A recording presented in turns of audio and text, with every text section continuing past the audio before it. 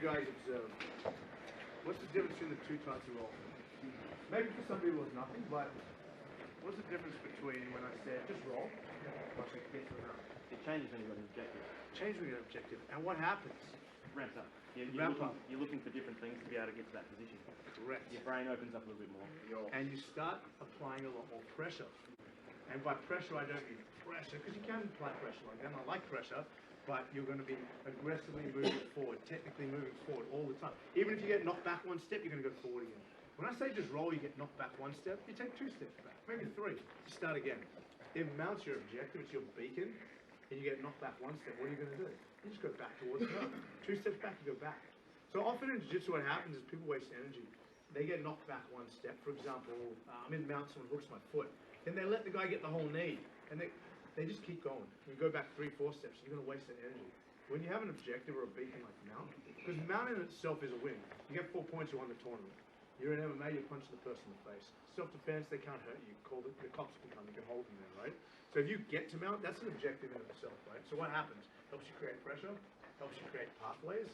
When you're going for the mount, how have you guys thought about how tired you were? And not often, right? Because you're just so obsessed with getting there and not doing those burpees. Everything seems to fade away. When I say just roll, when you're with a tough kid, he's a blue belt, he's tough, and you're like, oh, fuck, I'm a brown or a purple belt, this kid's tough. What happens? You start thinking about how tired you are. I didn't really want to show up to training today. Try not to lose. You try not to lose. So when you have a beacon, it automatically creates pressure. Now, we're only going to work on finishing in the mount today, okay, guys? There's a system of passing into the mount. We may just touch on later on, different places to get to the mount.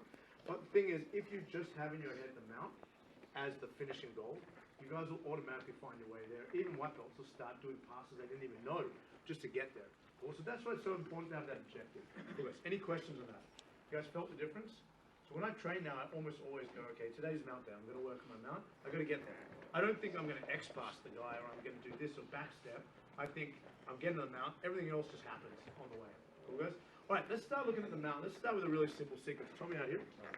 Film for me. Tommy not out here. You lost, Tommy. That's fine. I've got that. Okay. All right, guys. So let's start with a really simple sequence. I get to the mount position. I'm starting in low mount because this guy isn't going to let me. We teach this to beginners on the first day. I still do this stuff, but it's a really, really important sequence to know. Okay, we're just going to have a good bad guy over here. He's going to take my collar and grab it and throw him to the side. I grab his head, pull it off the mat, and put my hand on the mat. Call this Spider-Man. Oh, go to the other side. Spider-Man. He throws me forward. Spider-Man. Perfect. Nice. Now, he's going to take his hands and push my chest. And we're just going to sweep inside, and get into this position here. Any questions on that? Quite simple. Spider-Man. Spider-Man. Yes. Cool. When I'm doing that, I'm pinching my heels here. I'm making sure my hands aren't locked out because I've got my elbows. My fingers are always a little bit in so I can bend them if I have to. And then he's going to push my chest. Now, we're going to go above the rib cage because if he goes below, it's a different position. Just above for the moment. I'm going to lean onto him. I'm going to sweep my whole shoulder, 1, 2, and I get back to this position here. Let's just do that 5 times. You call landing at the top? Yeah, so I just call it place. So you go Spider-Man, Spider-Man, place, and then we're swimming. Now, very important here, guys. We'll go through this in a second. He's pushing into me. Boom. I don't take my arm, see it doesn't fit. I take my entire shoulder and I turn my body sideways. And I turn my body sideways here. If he's pushing, we can also just whack it off. It's quite hard to do, though, if someone's already broken your balance. Seems really simple. Go do that on 3, 1, 2, 3. You got 1 minute in your back here, guys. Let's go. No hooks yet. No hooks yet.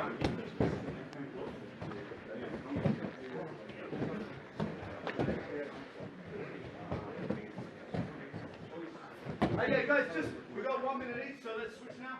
So like 5, 6 reps. Okay, guys, let's go through some other basic things that tend to happen here. So I'm here, side to side, forward. He pushes my chest, pretty standard sort of stuff. He starts pushing on my knee here. Boom. I'm going to take the bottom hand, I'm going to lift it up, climb my knee up. He goes to the other knee. I'm going to come in here and lift it and climb up. Okay, that's a simple way to stop that happening.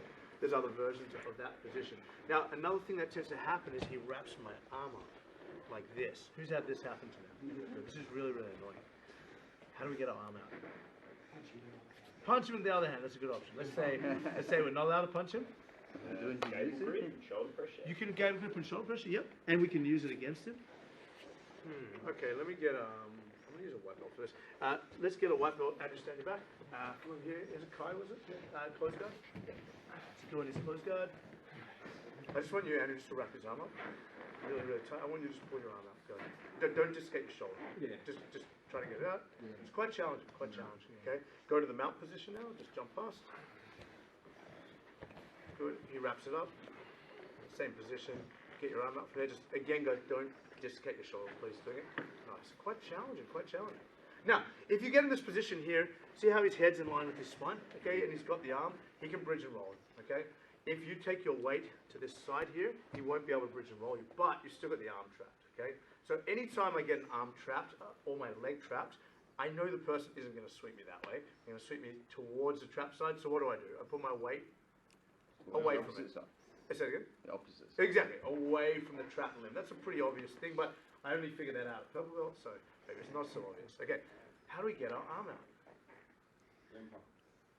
People who are like brown belt don't answer, because I know you guys know that. All right, let's have a look at this position here. Okay, so whether I'm in closed guard or I'm in the mount position, I am the problem, not him. He grabs my arm. It's a hook shape. I can't pull the hook out of his mouth. Okay, it's very, very simple. I take my hand here. We call it a spaghetti arm. I'm going to slap myself on the bum, and then my arm slides out no matter how hard how blame Pete for this. Does it work from closed guard? It works even better from closed guard. We're going to get there in a second. But a lot of the tools and the positions we do in Jiu-Jitsu repeat themselves in different positions, okay? Because it's just a principle. He's hooked me up in a loop here. I can't pull my arm out because it's shaped like a hook, obviously. I'm going to return my hand to my bum, but I'm slapping with the back of my hand. That's the most important thing. Now I'm just going to lift my shoulder up and out. It slides out. Cool, guys? In closed guard, boom. He gets an overhook on me here, bang. And I'm trying to pull out here, bang, it's not working, okay? I take my hand, I reverse it like this. Now, I'm gonna give it 2 steps, but I reverse it and I hold tight so, and I just slide it up and out. But in closed guard, you need to step up. That's the only difference. So I'm here, I need to step up here so he doesn't take my back when I take my arm out. Back, my body over there. I reverse it here, and it slides out very easily. For MMA, I'm gonna hit. For Jiu-Jitsu, I'm standing up. Well, guys, have a quick go at that. It's called a limp arm or a noodle arm. Arms should slide out on 3, 1, 2, 3. Let's go. Very important skill. We're being swept here. Yes, if you suck. It's a good question. So it's usually done with the other hand. So Megan has me close guard. Here she wraps the arm up. When I'm doing this here, I'm just coming like this, but I'm always going to be pushing away from where my base might be. So if I'm here and I stay here too long, I probably won't get swept because I've got my elbow and stuff. But the gist of it is that as I do this here, I'm going to push hard to that thing. So sweep me that way, so my weight's there. And then I'm getting back to it. So short answer, yes, there is a risk. So just make sure you instantly go back away from everywhere.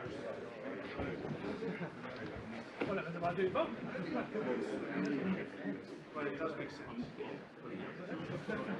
So switch jump on, so everyone has to go on the mount and then under the guard. I mean on top of the guard.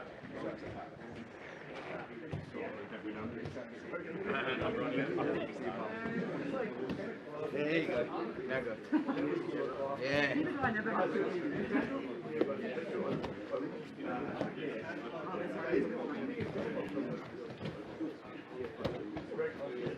Yeah, you're right.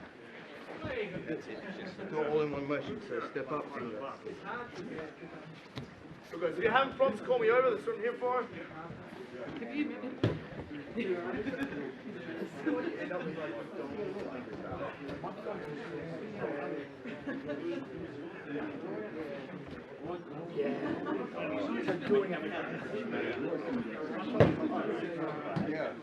All right, so guys, this skill is called a Limp. Stands on top. A very common position to use this is I'm coming in here and I get up to here, and he's whizzing hard on me, so I can't get to his back. You just take your hand, slap your bum, and I'm on his back. That's another application of that. Okay, Sam's on his back now. Okay. So guys, we've gone through a couple of things that are kind of common things for heading. He takes me to the side. I go Spider-Man 1, Spider-Man 2, boom, place. He pushes my chest, I swim, boom, he pushes my knee. You can do that, or just the knee. I'm going to lift up the elbow. Always the bottom elbow. Boom. Nice, now he's going to trap my arm. This one, no, go the other way. This one, the thing about this one here, I don't even really worry too much about this. If he does this, I put my weight on this side here and I actually let him bridge. Nice. Now I start stepping. The thing is, it works very well for self-defense, and it works well when people aren't aware of that their arm's trapped. For example, I'm going for a collar, and I'm trying to choke, I can get rolled. But if a guy traps my arm here, I just put my weight here like this, and he rolls, he's actually going to give his own backup. Cool. So just remember, anytime you have a limb trapped, just go in the opposite direction, you'll be okay, generally. Okay, let's come back to this position here. Let's do a little finish here, a really simple one. Okay, everybody knows the Americana. Right? Stand Americana. Not used enough. I actually really like the Americana, but not a common finish nowadays. Why? Should we say what? Why? Yeah, it's a good question. I think people are just savvy to it. I think you do a lot of body commitment to a side, and there's a lot of little things. You can push my armpit, etc., etc. But it's a really good move if you do it correctly. Yeah, I think just people they just go like this and they just crank it. We'll cover a little bit of the Americana today because it is fun, but I'm going to be using the Americana today for a different reason. I'm going to go on the outside of his arm. See his left hand here? My left hand goes on the outside, and I'm going for the Americana. Now, as I push him to the ground, he's going to defend himself. Exactly, and it puts me in a position for a armbar. Cool. That's what I'm going to use the Americana for me personally. But also, to be honest, if I try Americana, you're going to laugh at me. It works within about 10 kilos of yourself. 10 kilos of your weight, but if there's a big weight differential, it's not as effective. I think. That's wrong though, sorry. Well, the thing is, you would have trouble applying to someone 20 kilos heavier than you. That's sort of why I don't put as much time into it, and I don't think it works as much in comps. But the thing is, a really, really good setup, and it's a good submission. But the main point is I go around. So look, his arms are here. I'm going to the outside, not the inside position. The outside to here. I push all my weight. Now, watch what happens. Be strong here, Sam. You're pretty strong. If I use my bench press strength, nothing happens. Okay. What I'm going to do is I put my hands here, I straighten my arms, and I use my body weight to push it down. Makes sense? I didn't use my massive biceps to push it down. See, my giddy's tearing. I go to the outside, not the inside, the outside, and I go to here. I use my arms straight like this. I have to move my chest away. I push down. He's going to defend it because he doesn't want to die, and I bring my right leg up. I'm ready to go for my arm lock. At this stage, I'm going to hook it, put my weight on my leg, and I'm going to go for my arm lock. This is a very basic version of what we're going to be doing today, but it's really powerful. It works well in comp. Samuel on top. He's in the mount position. Cool. He's going to go around my arm and push down with two hands. Yeah, look, even if I'm strong, though, it's not working. If I'm not stupid, I'm going to defend my arm. As I do that, his right leg comes up. He hooks and he goes. Now, for today, guys, I want you to use the top arm and hook my leg with your right. One here just to stop my rollout. He goes backwards and he goes for the arm lock here. Cool. And finished. Any questions? Everybody should be good, high enough level to do this today. I'll bring one to me. Let's do that quickly, and then let's get sophisticated on it. Hey, so make sure you go around the outside. Yes. Turn this leg in. That's it. And then step one up into this leg. So I'll show you. Yeah, that's it. So I'll show you. It's nothing new, but the concepts are really good concepts.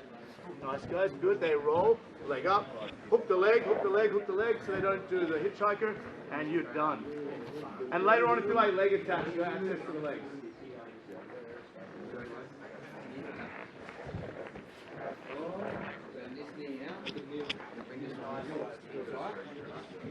If you have the option to hook the leg, always hook the leg with your arm. You have the option.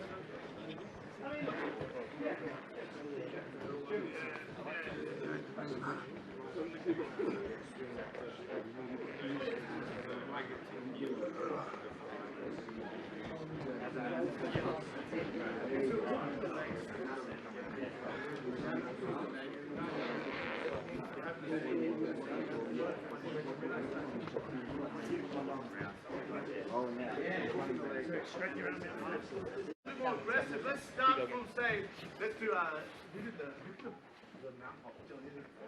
Let's go to just in these guards standing. This is a fun way to do it, guys. Standing up. Put his feet on the ground. And he does the bunny hops him out. That's just funny. That's big, but you got to do it. That's a fun way just to enter. But what I want to do is I want you guys to get the feeling of I enter mount and I go for a sub. Not I enter mount, I chill out and see what happens.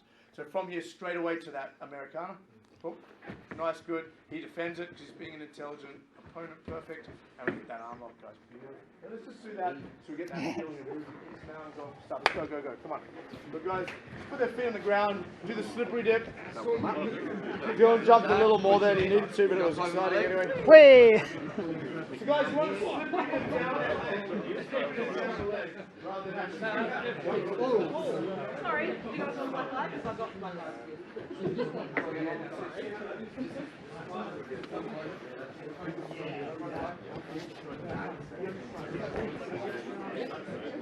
Yeah, that's not making footsteps.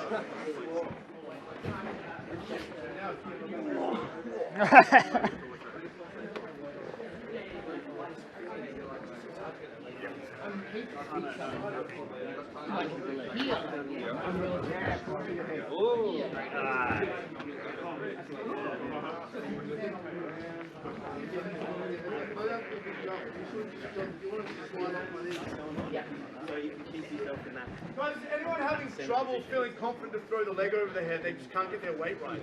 Anyone struggling with that? No, everyone's got it. You guys are ready. Yeah, well, that's sometimes people struggle. People struggle with that leg over because it feels like you're not flexible enough. You know, so a really simple, easy thing to do, guys, is I take my foot, I put the side of my foot on the mat, and later I'll be killing myself. So I'm not here, heels on the mat, you can't do it.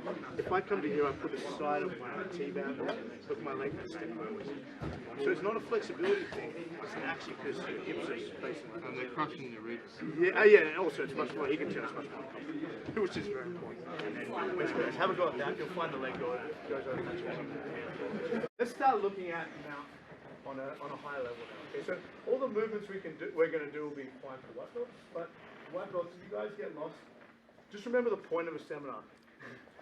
Just get one thing that you do tomorrow, the rest of the seminar doesn't matter. Well, as long as there's one thing where you're like, I'm going to put that in my game, you're good. Cool, guys? So white belts, blue belts, purple belts, you don't have to remember everything.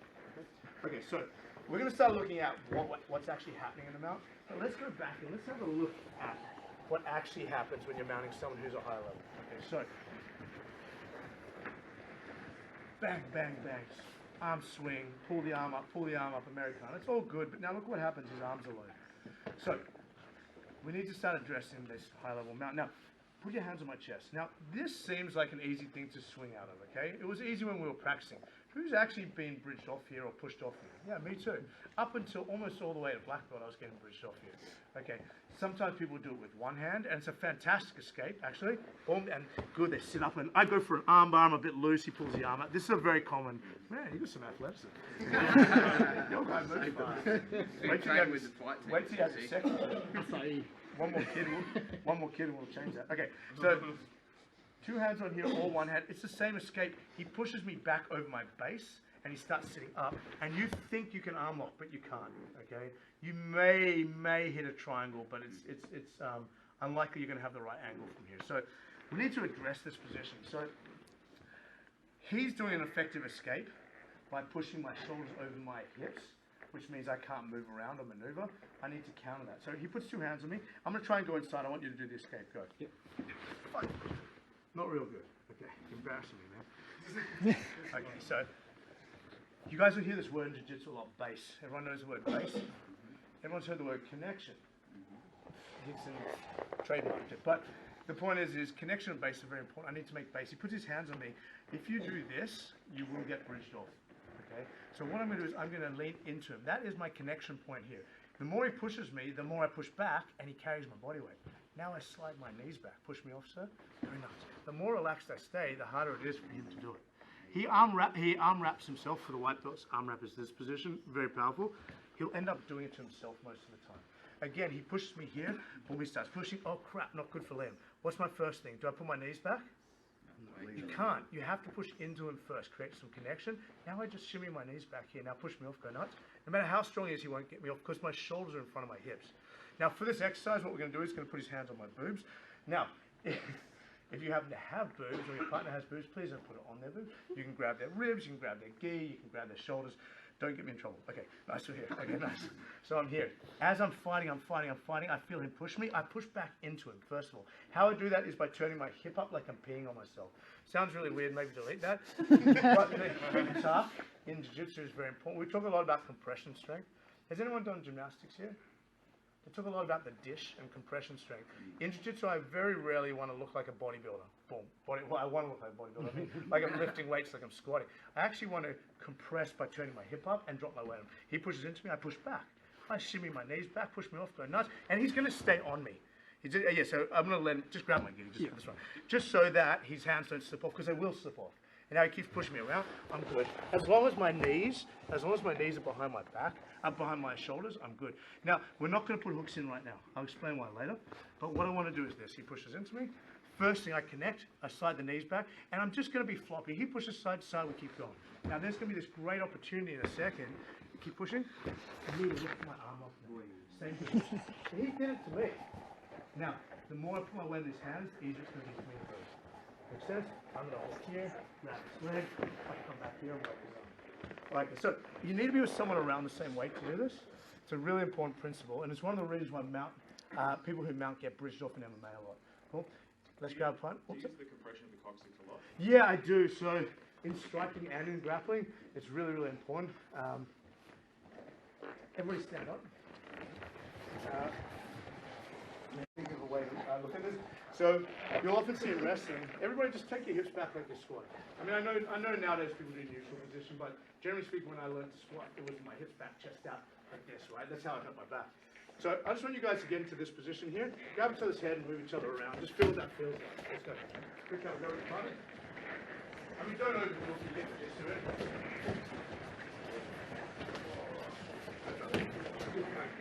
Now guys, take your right hand. So I'm going to unlock my hip, keep it nice and smooth. I'm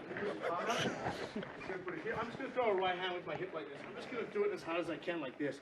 I don't want to feel how much connection I can get between my foot and my hand. Try that first. Keep your hips nice and unlocked. Don't tuck the hip in because that's always important. Alright guys, now what we're going to do guys is we're not going to overdo it because you're going to end up looking heaps of it, but I'm just going to take my hip and as if I'm sneezing, I'm going to turn my shoulders and my hips face each other like this. Just enough, just like I'm dropping like this. Now, when I'm like this now, grab your partner and move him around, I've just made my core about half the length it was before, which means he has less leverage on me. I'm a smaller leader. So I'm here like this, watch here guys, look. I'm here like this, I go like this, whoop. Suddenly all this space has been eaten up and I'm a smaller, stronger person. Okay, so just go here, I put my right hand on him now. I can actually feel my feet pushing all the way through without a weak leg. Then unlock your hip and do it, and you'll feel the jelly between your hips and your shoulders. Let's go with your partner, guys. Go. Just tuck that hip in and then unlock it. I'm doing this. In Jiu-Jitsu, we use this a lot. Practice locking and unlocking the hip. Now move your partner around by the head. Try it with a loose hip, loose core, and then turn it up and try and move it around. See how you feel.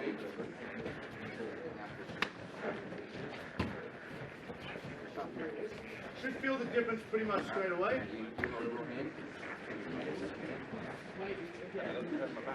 Yeah, it's, I don't realize that when you ball an arrow, you've got to use some now I'm ready to go. Not only have I got a lot of potential for strangling, but you roll out and do something, I can stand back up. As soon as I loosen my body like this, I try to stand up. It's like having yourself already preloaded. Correct. And it shortens your body, which means you can scramble faster. Alright, time guys. So, we use this a lot. I'm not going to get too into it because it's going to get us off track, but on the back, anywhere. But if my body is long, everybody sit down like this. So you make a mistake, you fall off the mount, you're in guard. Everyone knows how to stand in base. White belts assume you have some idea how to stand in base. I just want you guys to put your chest up, keep your core nice and loose here, and try stand in base. Man, such a slow process. Now guys, okay, activate your core, hips and shoulders, stand up in base here. You're ready to go. Huge difference. You're ready to go. My wrestling coach Gary says you're always in position. You always want to be in position, ready to go. Guys, let's grab our partner. Let's do that pushing drill. They push, you push into them, knees slide back. Knees slightly back, side to side, and when you're ready, switch for that arm. Okay, guys, on 3, 1, 2, 3, go. Hope that's not 4K. You're putting hooks in, but don't put the hooks in. And then you can start. Now, partner, try and throw them off side to side. So rather than you going for the armbar, let them try to throw you off. And you'll feel the angle for the armbar. Yeah, that was beautiful, man. Beautiful. Nice. You'll feel they'll actually put you into the armbar themselves. Now, partner, take them side to side. Partner, try to throw them off. Partner on bottom, try to throw them off. The more you try, the harder it is. Nice. The partner on bottom is a bit of a workout for you. Just don't work the hip. Partner on bottom is a bit of a workout movement. Guys who are worried about the grab and the leg, don't stress it. It's just, that's just an extra detail.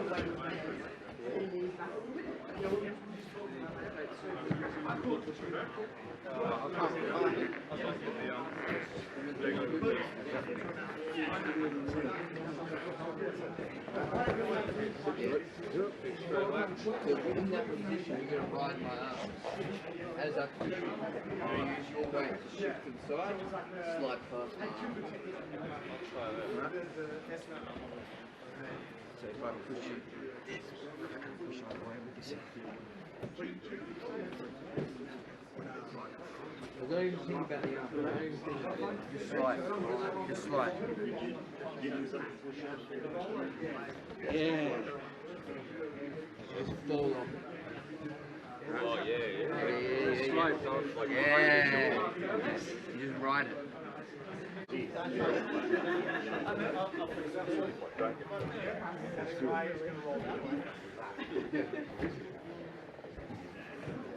All right, time back. Okay. Which happens a lot. I've got Mr. Fev over here. Okay, so first thing, very important, don't get thrown off the mount. That's a good place to start, okay?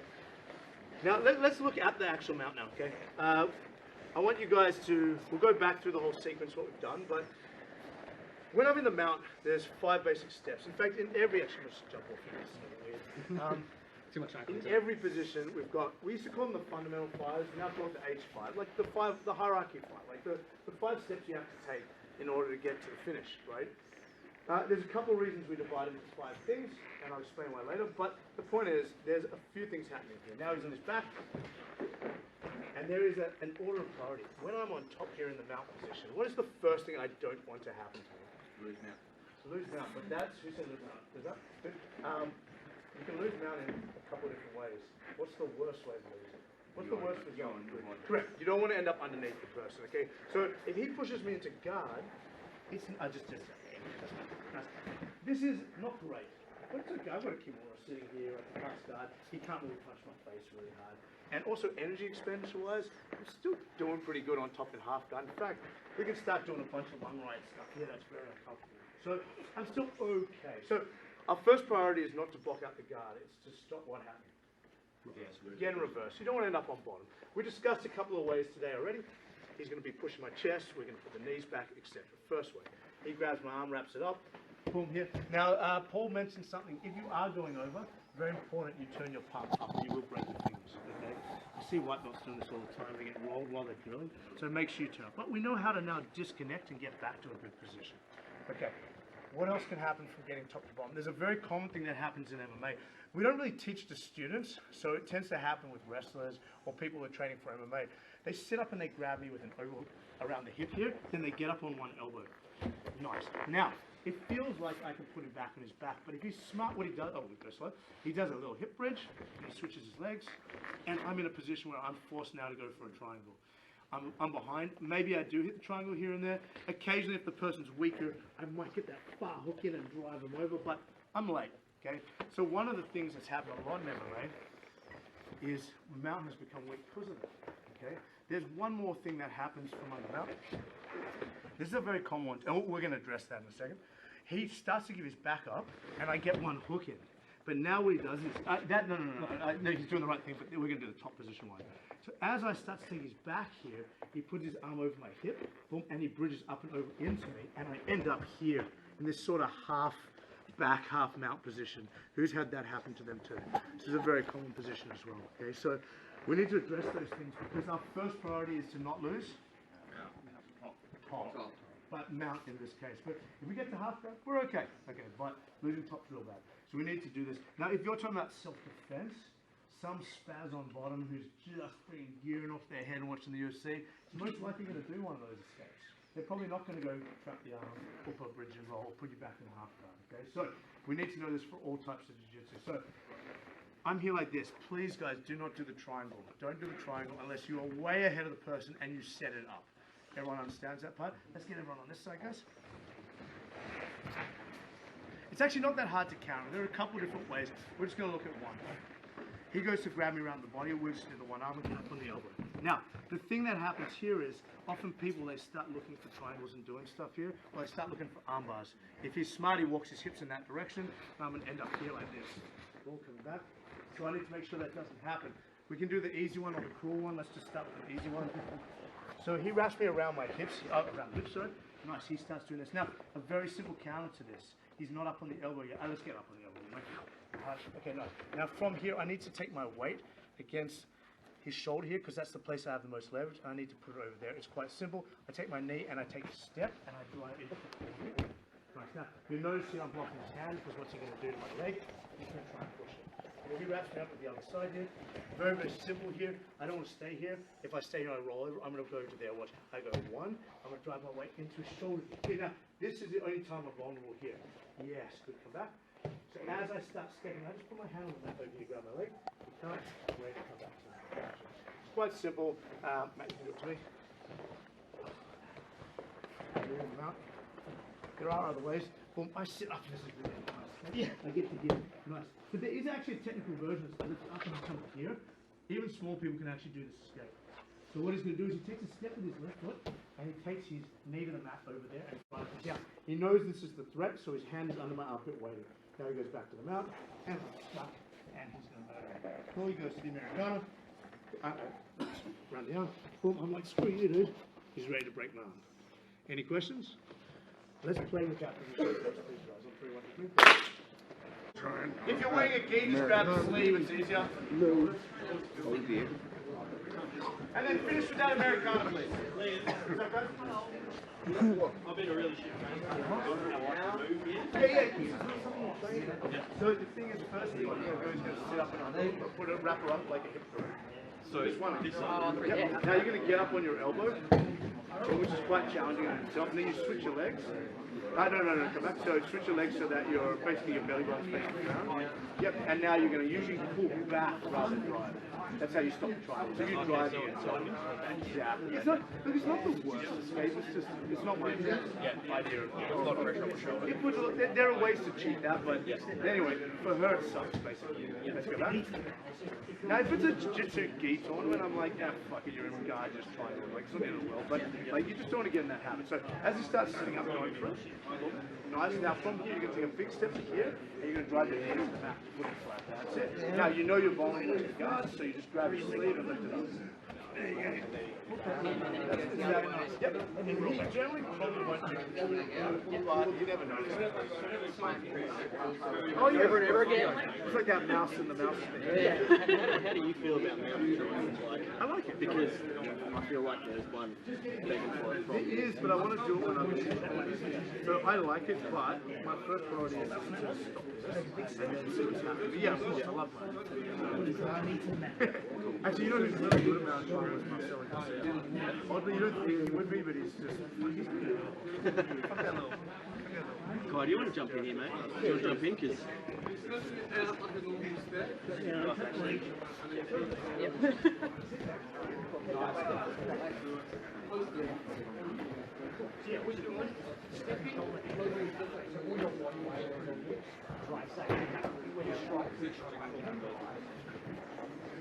all right, time guys. Okay, let's get nasty. Tommy's here for only once. Okay, so my first priority is to not end up on bottom. Okay, it's not to not end up in guard. Ending up in guard is not the end of the world. Okay, ending up on bottom is. Okay, it's just energy. There's no single expression of jiu-jitsu that says it's good to fall from top to bottom. Okay. Anyway, I'm here. Tommy wraps me up with that underhook here. Now, I can get in there early sometimes and cross-face his face off, but the thing is, the guys who are good at it are good at it. You will not get that opportunity. So when I'm doing this position here, I'm stepping, driving. You don't have to go for an underhook here. You can do it up, it does the same thing. Then I come back to the mount. I've got his arm tapped pretty high. He's in big trouble, right? Okay, so his attack actually put him in a pretty vulnerable position. But let's look at the second priority, which is getting put in the guard. Okay, so one of the most annoying things is you get here, you start punching or putting your hand on the collar, and what happens? The jerkboard here starts pushing your knee, and he gets you into half guard. God damn it. Now, for the people who are good at collar chokes, I like actually letting them do this. We're not going to do this today, but I just want you to be aware of this for your own escapes. When I'm here, I had an old coach who his expertise was the cross collar choke. Same thing can be done with a DAS as well, but we'll get back to that. So he starts pushing my knee in there, and I wait for enough freeze Tommy. Now the thing is, right now I can't choke Tommy because I only have one of his arteries. Watch what happens when he does a hip escape. What does he expose? Boom, and you put him to sleep. He got me that about 10 times in a row, and then I quit. Then I started doing a different escape. I started doing deep half guard because, so same knee push. Come back. Stuff him out. So he starts pushing the leg, but now he doesn't want to show me that neck. So he goes to deep half guard from here, and I can't see that neck. That's why I started playing deep half guard, because he choked me 10 times in like a week. Okay, so coming back to this position, generally speaking, we don't want to end up in this position here. Now, let's go to a principle before we do the defense. If you're defending, you're probably a little bit late. If I'm below Tommy's ribs, can everyone see I'm below Tommy's ribs here? Mm-hmm. Okay, if I'm below Tommy's ribs, push my knee into guard here. It's hard if I'm sitting up, so let's just assume he's already bridged. Go. It's very hard for me to defend that. Come back. Let's climb an inch higher and see what happens. Tommy, push me into your guard. You'll get there, but it's just a bit harder. Okay, nice. So if I climb a little bit higher to the midline here, push me in here, not so easy anymore. Okay, so rather than learning 50 defenses to push in the knee, where do we want to achieve our hips position? Above the rib. I'm just thinking about last night and how I could have gone there a little bit earlier. Okay, we want to be achieving the landmark of the midline. Okay, the midline's good. I'll show you another reason why in a second. But firstly, you can see it's affecting Tommy's breath a little bit. You guys can't see this, but there's a thin sheet of paper under my knees. My knees aren't on the mat. Here, Tommy feels good. When I'm sitting here like this, and again, I'm not like this because he'll push me off. I don't sit backwards, I sit down and in. That exact pelvic position we were talking about, Tommy can feel his right now. If Tommy starts bridging from here, I just bridge him, Tommy. I just bridge straight up, and I land back down. Boom. Every time I do that, it's like doing CPR on a live person, okay? So my knees are not touching the ground, just a thin piece of paper there. Cool? Nice. But now Tommy pushed me into half guard, very, very hard. Once I dominate that midline. So our first priority when we get to the mount position is to not get rolled off. Okay, we've discussed that. To stabilize position. 1, 2, 3, boom. He pushes me, knees back, swim back in, boom. He tries to hook my hip, flatten him back out. I'm good, but now I have to deal with the second threat, which is putting me in guard position. Okay, so the lower I am, the easier it's going to be to put me in guard. Now, here's something for you guys. Who here uses the hooks? I use them too. I don't anymore, but I'll show you why. What about when you bridge it, like cross your feet over? Yep, you can cross the feet. That's good too. That's what I struggle with people that are good in this Yeah, position. Like, when you're on bottom. when I'm on bottom, Yeah, like black belts, brown belts, if they do that, it's Yeah, hard. the only real way to get out of this is the kipping escape, which takes a lot of practice. It's worth investing in, but it's very, very hard to get out of this. There are a couple of ways. I can show you a little way in a sec, but the gist of it is this is very powerful. This is traditional, but I don't like it, and I'll tell you why. Tommy kicks the foot to the mat, and he can put me in half guard very easily. Look where my feet are. Put me in half guard on this side, Tommy. Just the leg hook. I just hook my leg with the other leg. Oh, yeah, you can do the fish hook. Oh, you want me to bring Yeah, exactly. Who's had that happen to him? Annoying. So, firstly, I don't want to lose top position. So whatever I do, I need to beat that midline. When I go like this, I'm doing the exact opposite of that. I do it, but I don't do it like this. I take my heels and I curl into his hamstrings now. Good. Now, Tommy, bridge me from here. Boom. I can hold on to Tommy quite easily with my heels here, but also put me in your half guard, kick out, just the legs only. It's very hard for him because I'm higher up. As soon as I do this, kick out Tommy, look at my glutes. So the hamstring over here, we call it super hook. Feel like this is actually as effective as this. Does that mean you don't do like the Superman when you push your legs out? I never do that, ever. Okay. One reason is because someone from Adelaide visited us and taught one of my students' knees. Like this. I'm not going to say who. Yep. It was accidental, but he tore his MCL or ACL. I can't remember which one it was, or LCL. Anyway, so I don't do that, but also because when I lose this position, kick your leg out, Tommy, I'm going to end up in half guard. Oh, just half guard, just because of the extension. Yeah, okay. You'll find it just as effective to take your heels and curl them into the my hip down, he bridges the elbow, drop my hip down. In fact, let's do a little game here and we'll come back to this. I want you guys to put your hands behind your back. Cool. I want Tommy here, and I want you to put your hooks in. Now, partner or bond, be realistic, they have their hands behind their back. But what I'm trying to do is this. When Tommy bridges that way, I drop my right hip down. When he goes that way, I drop my left hip down. Person on top, close your eyes, it'll make it much easier. Let's just play with that position first to get some confidence, and then let's move up the mount so we can actually tap the person out. Let's go. What you're doing, guys, is as they bridge, you curl one leg and drop your hip bone into their hip bone. If they're bridging, for example, to my left side, I drop my right hip in and I look up to the left. If they drop, if they bridge the other side, I look to the right and I drop my left.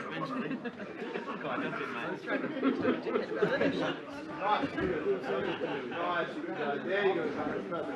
Now, obviously, you want to use your hands, but this is a good place. Nice way. So, whichever way they bridge, look in that direction and drop that hip down. We got way off track. Jeez, I was going to finish like that. It's all magic, but I'm like, now, when you're here, man, what I want you to do is, I want you're a bit upright. Yeah, so you gotta drop. I reckon this hip, so she goes that way. Yeah, that's it. Otherwise, you're going to go over. Hip down.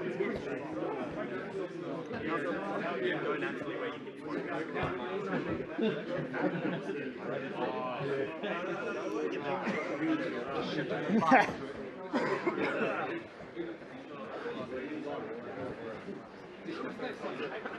Yeah, it's Not fun.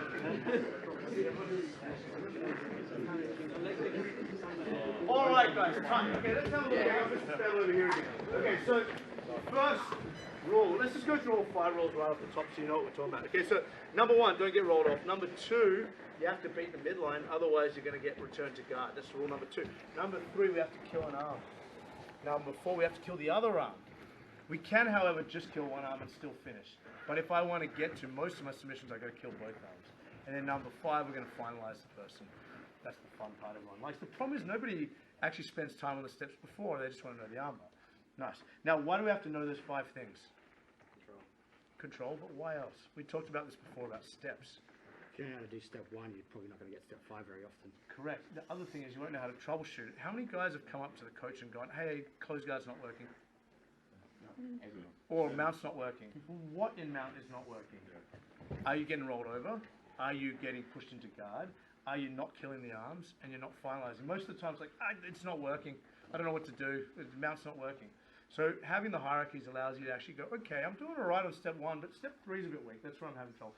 But the other thing is this. If I'm, for example, trying to finalize, this is going to be yes now. I'm trying to finalize here and I get bumped back a little bit and he bumps me off here. The thing is I don't have to go back to step 1, start here. You don't have to. I'm landing on step 3. Okay, I land on step 3. I can build my way back up. But there's one more reason you have to know it. One of the main criticisms of mount is the amount of time it takes to finish someone in there. I get there, I have to stabilize, I have to work my way up, I have to kill the arm. It's fun if you've got 5 minutes on the clock, not so fun if you've got 20 seconds on the clock. So we know the steps. Number 5 is finalization, so strangle, triangle, choke, arm lock, whatever, right? Which step do we want to land on? Right. We can't land on 5. You may land on 5, not against a skilled opponent. We want to try and land on 4 if we can. We want to start by mounting the person on 4. There's a couple of ways to do that, but the thing is, when we know the steps, we can jump the first 3. If we don't know the steps, we can't. Cool? Question, Tommy, sir? No, don't worry, you covered it already. Oh, cool. Excellent. Idiots. What's about idiots never differ, or fools never differ? Okay, so anyway, the point is I'm in stage 1 now. I'm sitting on his hip bone, okay? Don't want to get rolled over. I prevent the rollover. 1, 2, 3. Push, push, push. He hugs my hip. I flatten him back out and I climb back up. Now, I'm on stage 2 now. I need to get to the midline. His arms are up. He's not just going to freaking let me. Sorry, elbows in. This is an intelligent opponent at this stage. He's not just going to let me do this, okay? There's a couple of ways to achieve this, okay? Some very simple ways. I come down here like this and I grab his head because if I want to move up his body, I can't just drive up like this. I have to have something pushing in the opposite direction. I come to here. This is a very nice way to do it. I'm going to take my knee and pinch it to his rib and then I'm going to slide up. This would take 3 or 4 steps sometimes. Then I switch sides. I can use my hand, but for this drill, I want you guys to practice getting inside that elbow and driving up and driving up and driving up. Now I'm in a good position, okay? Nothing too complicated, but actually Roger Gracie wins the World Championships for that position. Cool, guys? That's the first way. The second way his elbows are in as being a jerkwad, okay? I'm going to put my super hooks in here, not here, here please. I'm going to take my arm around his head and smash his face, and I'm going to go for the Ezekiel. Now, the Ezekiel doesn't have to work, it's not the point. I want him to defend it with his hands. I do this enough that his hands come up. Now, I slide my knees up, and I'm past step 2 and step 3 and step 4, I've killed both arms. Make sense? Cool guys? Simple way, works in Nogi, works in Gi. Let's go back to the first one quickly. I'm here, I've stabilized position, Okay, great, I need to climb up. I need to pull and push. Boom, here. Inside, drive. This will take 3 or 4 steps sometimes. 3 or 4 attempts, and drive. Now, if you're not finding it's working, so it goes elbow really far down like this is a different exercise. I'll get back to this. Come back, sir. I get to the inside, but it's too strong. You can actually use your hand to lift up. You can use your hand to lift up and get to here. It's just not as effective because you can't base and choke. Any questions? Let's do that one, and then what we're going to do is we put the hooks in here. I wrap his head up. I'm going to take my fist or fingers and put it on his throat, and I'm going to grab my gi. If it's no gi, I grab here. I can grab my elbow too, just to make it uncomfortable. But I just want his hands to come up. Notice his elbows have gone high now. Now I put my head high and I walk my hips high and get to here. Any questions on that? Pretty straightforward, pretty simple. Wins World Championships on 3, 1, 2, 3, bang. But it's going to make us have to deal with a problem. We're going to get to there in a second. Yeah, that's the reality of a higher level. Yeah, Jiu-Jitsu. I don't want to come here and he's like this. And you know, so the more advanced way is actually enter with the arm skill. Yeah, you know what I mean? So the short answer is I don't do that anymore because I pass into mount with the arm skill, which I'm going to cover later. Yes, but show me So let's do the head push crawl up first. So I do this. I'm going to cover that next. Okay. I do that as well. But do the Ezekiel. But then if I go both legs. That's it.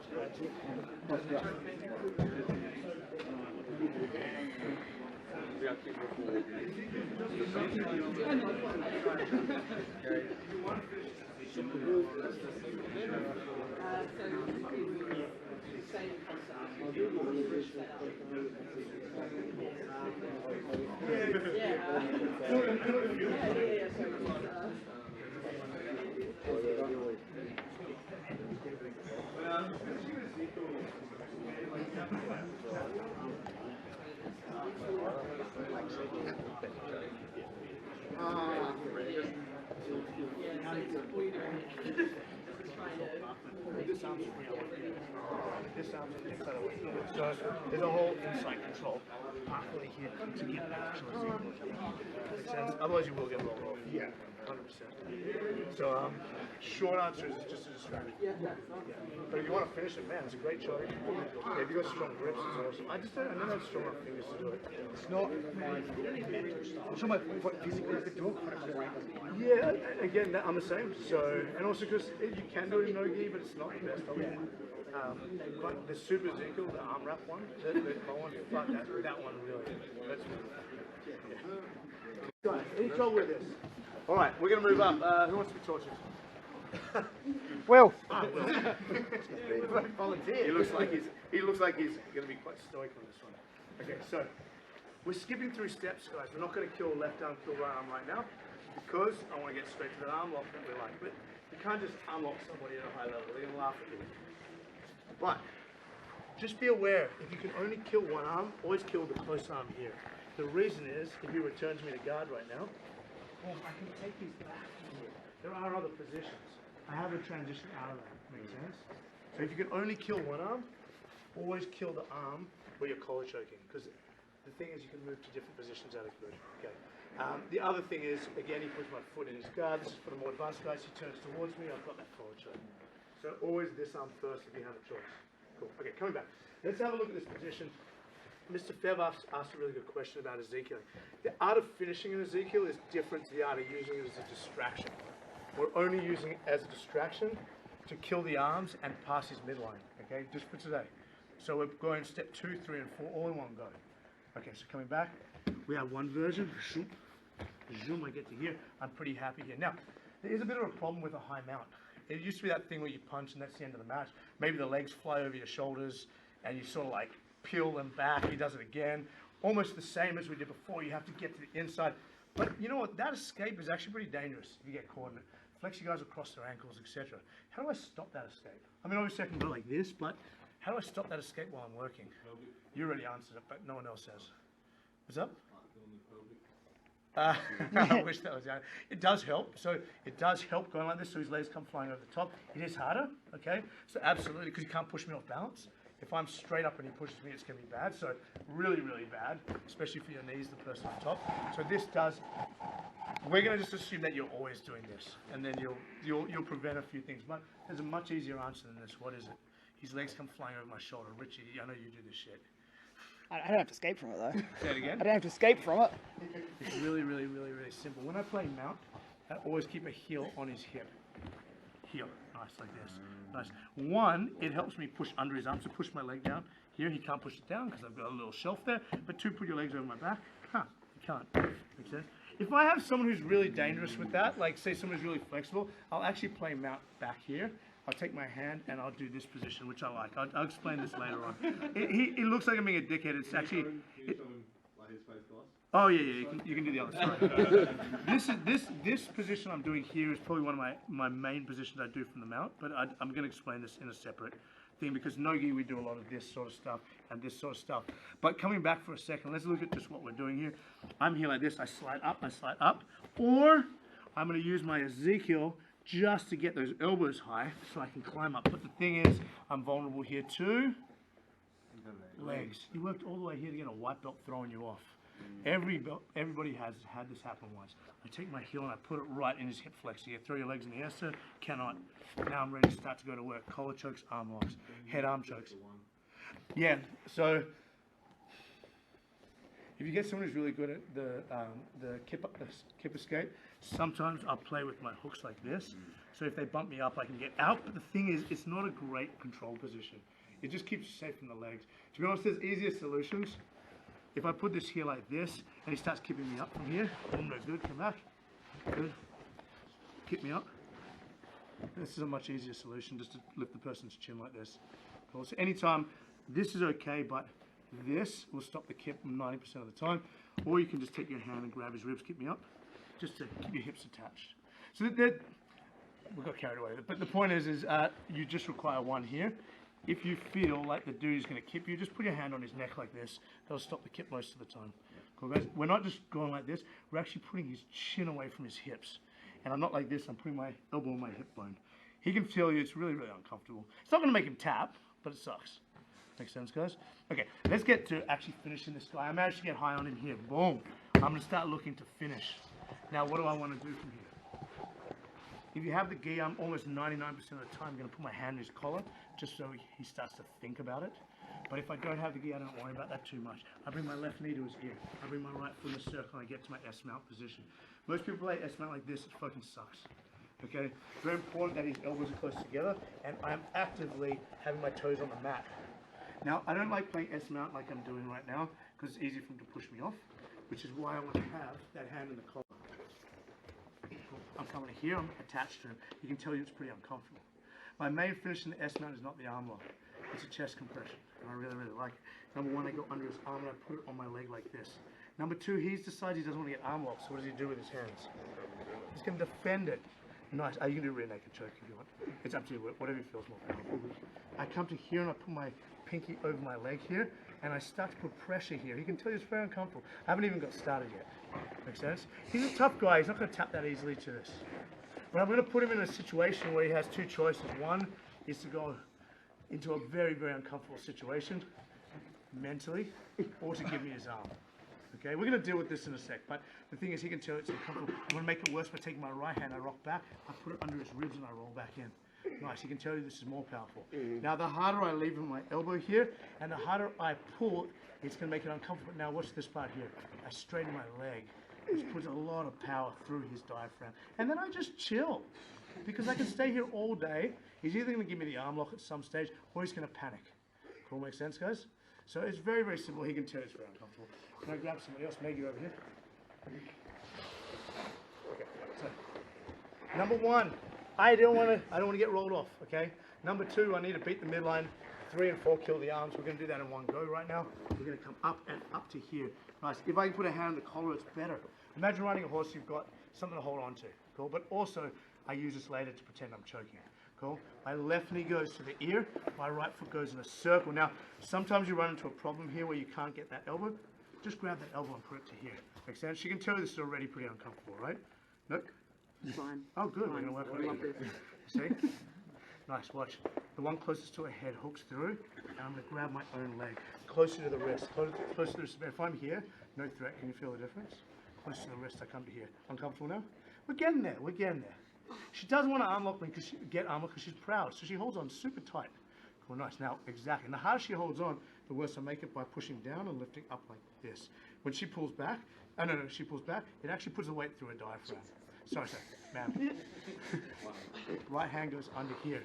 Now I straighten my leg down and through her and I pull up and I lever at the same time. She can tell you this is almost unbearable. But she has a choice though, she has a choice. Her choice is to let go of her arm and let me arm lock her. Okay?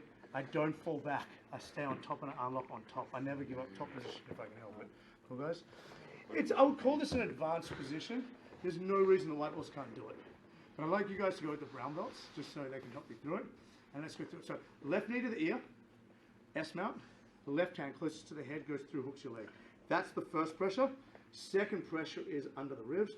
Third pressure is the legs straightening. The harder they defend, the harder it's going to compress those lumps. Any questions? Remember, person on bottom, instead of screaming, you have a choice. What's that choice to? Let go and give them the arm lock. On 3, 1, 2, 3, go back. Let's go, guys. This is my favorite submission at the moment. Would you call this a dichotomy of positions? A quagmire. What do you grab the gi, you get no gi. I do.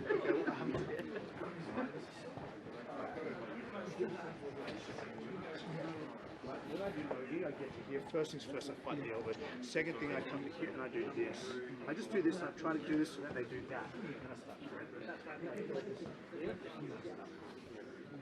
the thing is, I can show it to you. It's a move rather than a... Because I get to, and then I'm like, I don't know what to do for them now. This is really easy. I just feed this thing out. Here's how we're going to cover that in a second. But when I'm doing no-gi, man, I like here as well. I like going like this. Can I ask, does this translate to MMA as well? Of course it does. Yeah. But the thing is, he was asking about, firstly, yes, for this high mount stuff. Getting to here is very safe. I mean, nothing's going to happen. I didn't show you class this part here because too much detail. But Bev will tell you, as I get up here, I'm actually pulling my waist and tight together. So move around for it. It's really hard, man. You know, and I can also switch to the other side very easily. You can switch back and forth very easily. I use this like grabs me around the waist. You know, two hands. I just come here and I do this. And I sit, well, here I go early. But I just sit this diaphragm, I just take this diaphragm, and then I just start moving. Same position. For MMA though, I like to just do this. I get to here. If I'm on the hips, is really good. I climb up to at least the midline. They're going to be covering their head, which makes it easier. I take my hand, I put all my body weight through that. You won't get a tap, but you will get him grabbing and rolling. Which is what You can push. oh yeah, absolutely. Can't squeeze. Can't squeeze. Now I'm here, I'm can't pull the voice box out. This far elbow. This is the most important thing. Because if he rolls, I lose control. It sounds good to get the back, but man, guys are skilled at getting off the back, right? If I cut this elbow with 2 hands roll, now I can start climbing into this position here, I'm winning. I'm in control. And again, this arm up here. I won't go like that.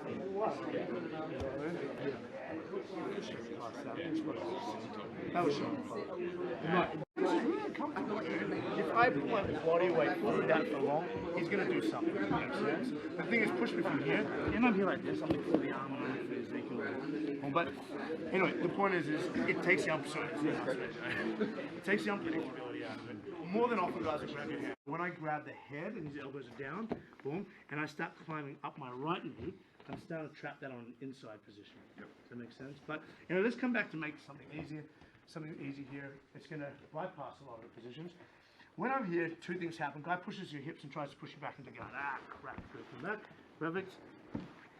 I counter that with my right hand. He goes to push my hips. I take his chin and I do this. I use the cup and I just push it up and away from his hands. Push my hips now. It's really, really, really hard for him to extend his arms out. When I do this with training partners, I go, sorry, man. I'm just trying to move. He can tell you it's not painful, it's just awkward, right? I sometimes occasionally do this on Ilan under his eye socket. But anyway, sometimes he's got a giant nose, so I push his nose when he doesn't. Hey, bro. No, Ilan, not you. Ilan's one of my black belts. He's got a nose that looks like a Nazi propaganda poster. No, seriously. No, the guys who met him know exactly. And the last name. Liam, what about if you do it to Dizzy if you go the eyebrows? I would do everything to Dizzy, man. I probably put my finger in his nose. But the point is, when he's pushing this way, I push his chin that way, it stops the push, okay? And then I can just peel the hands and get climbing.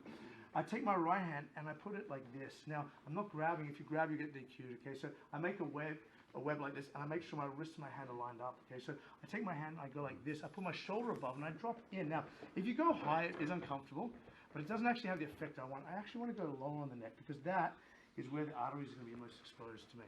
Okay, guys? Higher here, there's a little bit of soft tissue there. The throat gets in the way. They cough, but it doesn't actually choke them. I actually want to get in the back here. So I come to here. This is no good. I bring my shoulder above and I push down. And he can tell you it's very uncomfortable. Very uncomfortable. But he's not going to sit there. He's an intelligent opponent, at least I'm hoping he is. Now, as he does this, he's going to start reacting, okay? He's going to start reacting. That's what I want. So coming back, he pushes my hips. I come to here first. Then I come to here and I push my shoulder down in, exactly. And I said, as I'm doing it, this is exactly what starts happening. I slide my knee and I come to here. Now, I'm in this position, but I remember I don't want to lose top position. So if he starts rolling, he's going to make me take it back. Okay? So when I slide up to here, I grab his arm with two arms here, just to stop him rolling. We'll try roll that way, so go nuts. And I sit here. Then I take my right leg under, and my left knee to his ear. I'm back in the S mount again. He can tell you this is very uncomfortable. Okay. I'm going to start now attacking his arm. Boom. High close to the watch. This is still uncomfortable, but it's not that uncomfortable yet. Don't let me break the arm. Nice. Come under here. I put my palm under. Now I'm going to make this super uncomfortable for him. It's not going to kill him, and I can make it even more by climbing down my shin here. He can tell you that if we sit here for a while, it's going to suck. There are ways to finish here like this. Boom. I can take this here, and I pull his head away from his arm. See how his arm's starting to straighten? Boom. But generally speaking, I put pressure here just to make it uncomfortable until he lets go of the arm. Now, let's say we get a tough bastard who doesn't want to let go of the arm. How do we get this arm out? Say it again? Ask him, please, sir. Not from the armbar, without giving up the armbar. Let's come back to the beginning one more time. Boom, I'm here, I take my hand, I'm a jerk, I go down. He starts bridging and rolling towards, I turn to my technical mount. My priority is to knock him up, let him out of here, so I pull this up here. I come to here and I sit on him. Cool?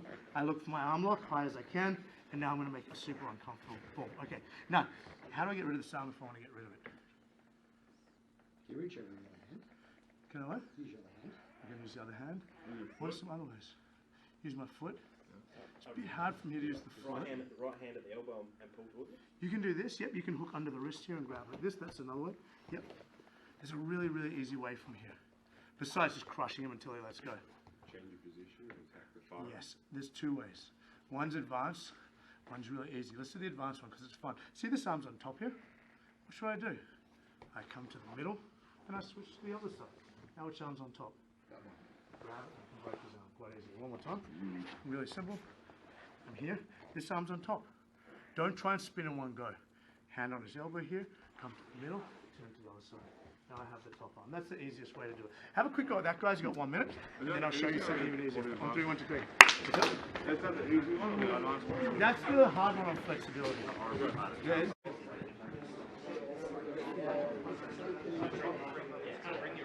So, yeah. And then, He'll generally bridge the That hand was that way, and then you put the Yep. I feel like this shoulder's too low. I feel like that needs to be higher. Yeah. And then you can armbar because I can't defend it anymore. No can defend. Don't sacrifice position, Will. Now you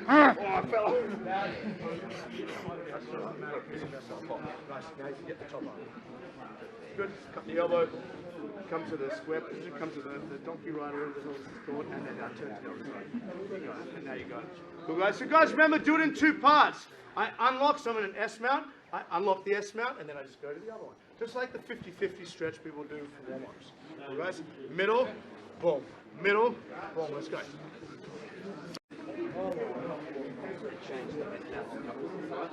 And now attack that. Don't try and switch that.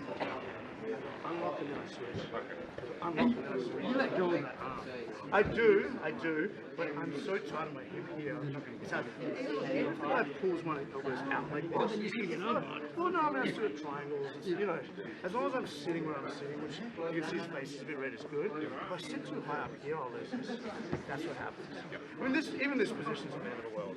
But it's not great, you know what I mean? Are you worried about his shoulder positioning as you transit? Because I notice his shoulders go, both shoulders go to the mat. Yeah, so when I do this, it's normally because his eye is locked up so tight, I can't move, that I'm going to go, okay, he's not going to move. If he does move, if I feel like he's doing this, I'm going to do this position. This is more, this guy's locked in. It's just the next solution. Let's go. Guys, if you haven't had it, if you've got any questions, now's the time. Now put your leg over his head, you got it. And curl your heel. But stay, let me do it for you. So let's say I'm on this side here. Let's say I just beat this arm just for the sake of this discussion. So I'm here like this. If I'm here, I've lost everything. I have to be here and pinched in. So when I go over my head here like this, I don't go like this. I come here, look, what's my knee? It goes round and in like this. See, I'm in basically a squat. And now I'm going to hamstring the head. So I come here, watch my heel. See my heel pulls his head back? I never fall off top if I can help it. What do you think about shin across his head? It's fine, but there's an actual power from this heel curl. Yeah, I saw you like curling his head away. You guys press, I'm going to demonstrate this. Okay? Alright guys, time. Guys, it's up. Let's just look at the finishing, the braking mechanics. Someone will have it demoed on. Hey! Super Steve. I'm going to murder him. He goes, I'm ready for that. I grab with two hands and I'm looking for my S-mount here, very uncomfortable. His arm's exposed, so I'll just go straight to the finish. This is great if this happens. Yeah, it does happen sometimes. Get lucky. Dang chrome. Okay, anyway, so I'm here like this. Very important, guys, the braking mechanics. A lot of guys are falling back. I don't do that. I come to here, I bring my knee to my chest and around, and I curl his head away from me. That breaks his arm, okay? That's the first thing. Second thing, guys, if I grab around his elbow like this, he's got a lot of room to grab and get out of there. I'll grab your arm, and I end up back in this shitty position again. Come back. So when I enter this position, I'm going to grab my shin, okay? From here, he can tell you there's not a lot of room for him to bite onto his arm here. I go around here, I don't fall back. I take my heel and I drive it along the mat. I break it down that way. Make sense, guys? I want to use the least amount of energy and the least amount of risk to break rule 1, which is to end up on bottom. I want to end up on bottom. What for? So you're going to do your arm bars from up top like that? If I can. Yeah. Man, I'm not saying I don't fall back and go for arm locks. I do. I mean, I do. Yeah. And I make sure I've got a hell of a heel curl here. Because if I mess around, he'll get out. Make sense? And now I've got a big guy on top of me. And, well, he's angry. This guy's come back to you, the braking mechanic. Look, if I grab here's no good, okay? I grab near my shin. You can already see that putting pressure on it. I bring the knee around, I'm gonna curl, I'm gonna slide backwards, look. Now I'm gonna break his arm if I can. Cool? Simple. He can tell you're very uncomfortable. Cool? Just quickly here, we sometimes end up in this position here, and nobody really wants to do the position I just showed. I do it, I like it, but man, when you're nervous, your mum's watching, and watching an MMA fight, you don't want to give up position. People don't have the sort of relaxation to do that. In the gym, I do it a lot, but I'm realistic about the fact in a fight, I'm probably not going to be loose enough in the hips to be turning like this. Okay, so there's a much easier way to do this. First, I secure my position, and then I release with this hand here. I take my left hand, I grab here. My right hand goes through this hole. Watch one more time. I take my left hand, this goes through the hole, and I feed my Kimura grip here. It's really simple. Fight this arm out. Horrible for Steve. I have an omoplata at worst case, or a Kimura, but this exposes this arm for a break. Make sense? Watch one more time. So I'm here like this. I take my left hand, I lift it up, but I'm not strong enough to do that. Make sense? I just need to make enough hold at my right hand. So watch again. My right hand sneaks in. I do the Karate Kid. Everyone's seen a karate. Who's done karate? I teach karate. Oh, there you go. What's it? Kake? Kake. Kake, yeah, kake. So, anyway, I haven't done karate in a while, but you know, so I'm here like this. I go through, and I don't use my arm. I use my whole elbow to do this. Is there a submission here? Sure, but why take it? You've got an arm break. Cool. Again, hook near the top of the wrist. Come here, pull the head away from you, and break his arm off. Makes sense? You want to break his arm off, and the reason I say that is, if you can break his arm off in training, on comp day, you won't do it perfectly. So you do 50%, you'll still get the tap. Cool? If you're doing 50% during training, you're going to suck. Steve, do you want to see that? Do you want to feel this chest compression? Yeah. Anyway. Oh. 1. Cool. He starts preaching. I'm like, cool. 2 hands here like this. I'm coming to my S mount position here. I might finish from here, but look, I feel secure enough to let go with my arms.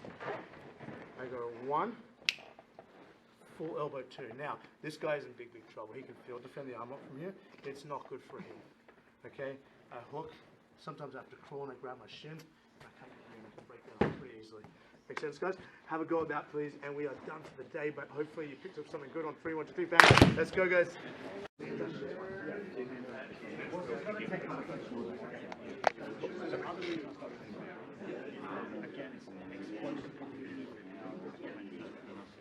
Yeah.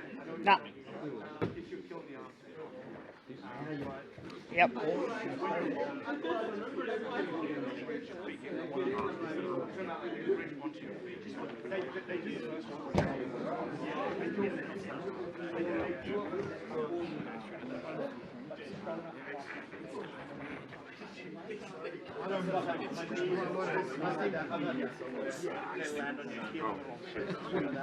At that stage, his hands are up, and it will come back. So if his hands are not up, I do that until his hands do come up. It's more to protect your face. Yeah, like that's. I'm always going to go through the. If it's jiu-jitsu, I sometimes come here. Or I come here. His hands will come up because if they don't, I'm going to kill him. So the gist of it is as soon as I'm here, I need to give him something to worry about. It's either going to be that, or that. One way or another, I need him to think about his neck and not my legs. That's the first thing. Second thing, if you're worried about their bum coming, I know exactly, so the bum comes up and lands at your feet. Then what I do from here is I play low heels first. I start looking for stuff like that. I start looking for like Z heels, just so I can slide right past his hips into a high position. Whenever I'm in a high position, I'm not worried. Well, I think that's why I started putting that position so much. It's not because I like the position, it's because I didn't want my knees to get 100%. So what, I guess my point is, why pass anything where your feet are on his hips like this? If you're here, this is where the danger is, right? So I'm either low or I'm high, or I'm in technical mount, but I don't play technical mount like this, because I found good guys will roll you off. But see my left foot? See that weird position it's in? I don't play like this. I play my technical mount like this, with my foot behind me. So if he pushes back into me, I'm quite strong. If I put my knee here, he pushes back in, I'll end up on bottom. Yeah. So I don't do technical mount like that anymore. I'm going back on your back, sir. He turns away from me, or I force him to go away from me. I come to here with my chest. Remember we did the foggy last night? Same thing, no good. Here, straight leg, push back towards me. I'm super strong here. Makes sense? So I never ever put the knee in here. So all I'm doing is, I sit straight. And I'm literally driving my chest in, so I'm in charge here. And then I can start finding this elbow, coming back to this position. But again, man, I never sit in that middle area. You're spot on about that. It's really, really dangerous to do it. So side mount, high mount, or low mount, never that middle thing. And again, remember I was saying, and I can't really teach this because it's too much for these guys, is when I pass, so for example, one of the ways I go to mount a lot is I put a knee here and I let him push it, then I come to here and I mount from here. I'm already mounting into a midline position. I'll never mount to here ever. I never ever do that. I don't think I've ever done it. You know, so another one I do, like, you know, I'm here at underhook. I do this with my shoulders so he thinks he's a bridge me, and then I step to here, but look, I'm already high up. I don't think I've ever mounted into that position. I mean, I have, of course, but I'm saying I aim not to mount here. He lifts his hips up, slowly comes down, crunch, heel hook myself. So yeah, so does that answer that question? Yeah.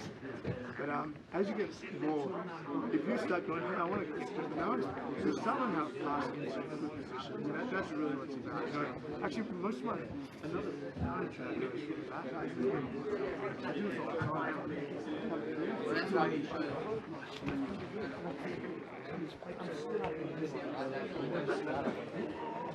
So I couldn't even do any of that stuff too much, but you'll learn how to mount without starting. I think that's the short answer. So it's good on the way. That? It gives me the freedom to play with it. You know that, right? Because you weren't very good at it yourself. That's what it wasn't like, I want to cheat. So you need to really cut so you never sit in the I mean, low, high, or technical, and just avoid that interaction. Alright, time guys. Anyone have any questions? Guys, let's just grab a partner now. Partner on bottom is just giving like 20% resistance, just moving around. Oh.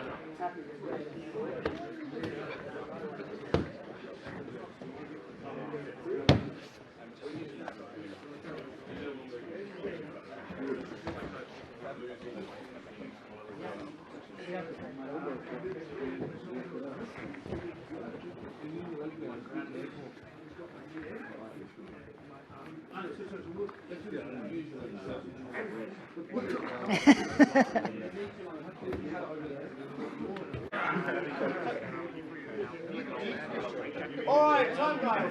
Questions? Alright guys, we're going to finish up, but Tommy asked an excellent question. I just want to address this because it gives you guys sort of a strategic approach. Let's stand up everybody. Do 10 star jumps. 10 push-ups. Go 10 push-ups. Wake up. That's too fun. Karate guys can always do like 800 of them. But he can't walk properly, right? He wins push-up competitions at like 12 days. Anyway, alright guys, so Tommy asked a really great question, which is, look, the guys are defending with the neck like this. How do you beat them? So there's two answers to this, right? One, you attack the defense, or two, you avoid it. For me personally, and you can see I'm not a particularly big person, I've tried the meeting strength thing. I can do it with meeting weight because I'm heavier thanks to COVID. But there's all ways I can do this, man. I can come in here, I can wrist lock Tommy. You know, I can use my belly to roll his hands away from his neck and start attacking his neck. There's all sorts of cool ways to do it, but you got to think like, I'm sorry, you're just a big guy. I have to use you as the big guy. There's a couple of big guys. Like, there's just no way I'm going to be able to do it to someone bigger than me, which means that I'm getting away with something that has poor leverage, basically. It's only working because Tommy and I were within like 30 kilos of each other. I mean, I can S-mount from here, etc. But the point is, he established his guard. He's ready for me when I attack. There's no real warfare where you're just like, you know what the best idea to do is? Let's run straight at him. Okay, guys? So the best idea is to avoid this defense altogether. And I was saying that to Tommy. When I enter mount, I always want to enter into step 4 where I've killed at least one or both arms. Okay? I don't enter mount unless I'm in that position. Now, Fev asked to, what do you guys call Fev? Coach Fev? Fev. Call him Fev, okay, cool. Because I tried to email him, I couldn't find his name. I was like, his name's Matt? When was the first time we met? Was it Millennium, right? Millennium? Yeah, it would have been. That was 10 years ago almost. Yeah. Yeah, so I've been calling him Fev and I didn't know he had another name. Well, it's Fez usually. Fez. You even get Fev wrong. Where's it Fez? Where's Fev? No, it's supposed to be Fez, but you call me Fez. I called him Fez for ages. Okay. So anyway, the thing about Jiu-Jitsu that's really funny is you kind of know what someone's going for if they start giving away their tells. Like, for example, see Tommy's foot here. I know he's going to bridge and roll me. No one does that unless they're ready to roll you that way. Tommy, as a brown belt, is automatically getting ready. Like, he's not even, like, even as a bad guy, he's like sitting in his defensive position, which is good for me because it feels nice. When I get someone put your legs down, it's hard to get good at jiu-jitsu when you've got crappy bad guys. Because so Tommy puts his foot there, that's what's going to happen. Okay? But anyway, coming back to my point, Fev was talking about something that used to happen to me. Tommy lifts his hips up to bridge, and you get white belts going crazy, and they land on your heels. Boom. Number one, hurts him. I can give him a nice glute massage there, but also can blow your ACL, MCL, whatever. It depends which way the foot turns. So I've actually hurt my knee a bunch of times doing this. Who's hurt their knee in mount? Or ankle? Yeah, very common. It's why I lift your hips up, I don't cross my feet. I'm not 7'8" Roger Gracie, okay? So the thing is, there are guys who get away with things because of their body types. I actually feel like I'm heel hooking myself right now. So I will not enter mount when my feet and my hips are in line with his belt. I just won't. It's too much effort. Cool? And it's also dangerous for my legs. I'll either play a low mount, and then I'll start to swallow those hands and attack the neck like we discussed to get high, or I'll enter into a high mount or I'll just turn on the side to sorry. I enter into a technical mount. I actually don't like this technical mount. I play it, but I don't think it's very effective. Good guys will bridge up and into you, and you'll end up on your back in this sort of weird half position. So when I play technical mount here, I put my chest here and I put my leg back. So push back, Tommy. Tommy's in big trouble here, okay? So I'm controlling him. This makes a lot more sense leverage-wise. That kind of mount for the comp? It's mount, yeah. This is still mount. We call this like technical mount or side mount. Yeah. Sometimes side mount is side control if you're in America. Yep. But this is good enough just to keep him stable. And then when he comes back, I'm going straight to my high mount. I won't play with my belt on his belt. If I was punching his face, maybe. It's not good. My ankles are here. So either I'm playing low, or I'm playing high, or I'm playing technical. Or S is even better. Boom, I'm never going to play just sitting on his hips. That's for teaching white belts. Make sense? What I was really saying to Tommy is, Tommy's got this nice defense here. We're thinking like we're generals in an army or well, a good army. I'm not going straight at the defenses. I want to enter without the defenses. So, a simple example would be, Tommy's here, we're in side control. I might go for a knee ride, put a bit of pressure there so he pushes. I stuff the arm, I'm going to enter the mount. I've already killed one of his arms. I'm not going to enter without having an advantage. Coming back, sir. Let's say another example when I'm passing guard. I like to pass the double underhooks. I pass his guard, I mount. By the time I get to the mount position, Tommy doesn't have any defenses. Make sense? I'm on his back. Tommy on top. Come back. Nice. Hooks in. Okay, nice. There's only problem with demoing. I didn't tell Tommy what we're doing. Okay, I grab his elbow, the far elbow. I let Tommy go. I get to the mount position with his arm killed into the technical mount. I'm already at the finish. So our goal is you guys get up your belts. So white belts, you practice from there. Blue belts, you get higher. Brown and black belts, purple, brown, black belts, you guys should be entering the mount into a 2-arm kill position at least. Sometimes 1 arm's good. That way my ankles are safe. I don't have to worry about Tommy's defenses. And I'm like 1 step from finishing. Make sense, guys? So we could discuss entry all day, but you guys know the destination now. When you watch matches, watch how people get to mount. Start learning entries from watching matches, not instructional videos, and also just from experimenting. So that's a short answer. So number 1, I never put my feet under the hips. They'll break, not break, but break your knees. Number 2, I never enter mount unless I'm entering into stage 3 or 4. I just won't do it. It's a waste of time. Cool? Any questions? All right, guys. Let's finish up. Any questions about mount or jiu-jitsu or anything, just while you have me for about 5 minutes? Nope. Go. Is it possible to be too high with the S mount? Yeah, there is. It is. They can go under you and end up on your back. You have to scramble off. So, on your back, Tommy. So remember, number 1 thing is to knock you up top position if you can help it. If I'm too high like this, Tommy does a reverse hip escape. I just drag your bum down, Tommy. He's going to come out the back. Yeah, exactly. End up like this. Not the end of the world because I'm still on top, but you lose them out. Cool. And then I can enter again from here. But yeah, you don't want to be too high. Same thing. I want to be in my S mount around that rib line. That's pretty much my perfect angle of attack from a technical mount, S mount, or high mount. Cool. Any higher than this, I lose any control of Tommy's body. It's a really good question. Any questions otherwise? So could we observe that has their coccyx tucked in? Mate. As an example. Everybody Yeah. good. Everyone does it. Yeah, even boxers. So in karate, it's like one of the core techniques. Yeah, shimei. Shimei in like Sanshin. Yeah, in Sanshin. So do you goju? Right? Goju. Yes, I know. So shimei's the goju Sanshin stuff is very, very important for that. You know, you do the body conditioning, you get punched in the body. Yeah. If you sit upright like this, all your organs are hanging out. Yes. You do that, boom, something. But everyone here does boxing, something like boxing, tennis, anything like that. Like you want to shorten the distance between your foot, the driving force, and your hand. If you're like this, it's long. If you're like this, it's short. It's just going to have more power transfer from the ground. But man, I can't think of a position in jiu-jitsu that doesn't require you to have that hip tucked in. Okay. You know, it's really half guard, butterfly, pretty much all of them. Yep. I'm trying to rack my brain for anything I can't think. Oh, probably that. Not even here, your hips are tucked in. If I go like that, it doesn't work. Even here, doing that, the hooks on the mount, you're still tucking the hip in. So I don't think there's anything where it's not tucked in. Yeah. Karate guys get really excited about when something from karate and like the cutters applies to like combat. I remember my dad used to be like, "That's in the cutters," and I'm like, "Dad, it's an armbar. There's no armbar on the ground in the cutter." He goes, "Yeah, but the thing is the same." You know, like they'll get excited about it. It's in the bunkai. But yeah, that principle is really, really important. Just on that note, it's sometimes sport combat guys get a little bit dismissive of traditional martial arts. There is a lot of really cool stuff in like Tai Chi, karate, and even like Wing Chun. They do like the Chi Sao stuff. I don't know what's called in Wing Chun. Is it Wing Chun Chi Sao? I don't know Wing Chun. Do the pushing hand stuff. Man, any of that stuff's going to be helpful. I've been doing a bit of Kali lately, and Eddie, who's a black belt jiu-jitsu, has been showing some principles that I'm like, oh, that's freaking amazing. Things like you pretend to hit the guy so he blocks you, and then you break his arm. We do that in jiu-jitsu. You put the hand in the collar, he grabs your hand, and you break his wrist. Like, there's a lot of really cool stuff from traditional martial arts that sort of young sport combat sports don't really think about. Cool. That doesn't mean you can go to kata and be good at jiu-jitsu.